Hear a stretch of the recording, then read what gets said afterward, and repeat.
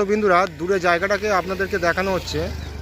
এখানটা পুরো ঘোর অন্ধকার, একদম মানে অন্ধকার হয়ে আসছে। হ্যাঁ, এই বেশ কিছুক্ষণ পরে জায়গাটা অন্ধকার হয়ে যাবে।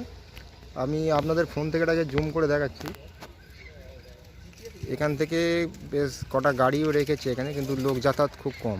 ঠিক আছে, আর এই যে গাছটা রয়েছে, হ্যাঁ, যে বট গাছ এবং যে অশ্বত্থ গাছটা মিলে আছে, এখানে কিছু আওয়াজের মানে কিছু বিশ্রী আওয়াজের রাতে জোরে জোরে এসব মানে শোনা গেছে, কিছু শব্দ বা কিছু আওয়াজ এখান থেকে শোনা গেছে রাত্রে। ঠিক আছে, হ্যাঁ, সন্ধ্যের কয়েক ঘন্টা পরে নাকি কিছু আওয়াজ এখান থেকে বিশ্রী আওয়াজ বার হতো, এবং সেটা গা ছমছমের ব্যাপার আর কি। ঠিক আছে, তো আমি অতটা গুছিয়ে ঠিক বলতে পারছি না। এখানকার লোক যারা থাকে তারাই মানে জানিয়েছে যে এই জায়গাটার মানে যে রেপুটেশানটা খুব ভয়াবহ, মানে ভুতুরে ব্যাপারটা, আর কিছু প্যারানর্মাল অ্যাক্টিভিটি হচ্ছে। ঠিক আছে, এই এই এই জায়গাটার মধ্যে দেখা গেছে।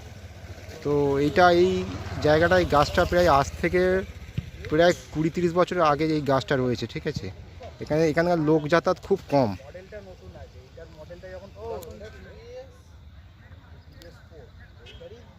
এই দিকটা পুরো জঙ্গল, কোনো লোক এখন পর্যন্ত দেখা যাচ্ছে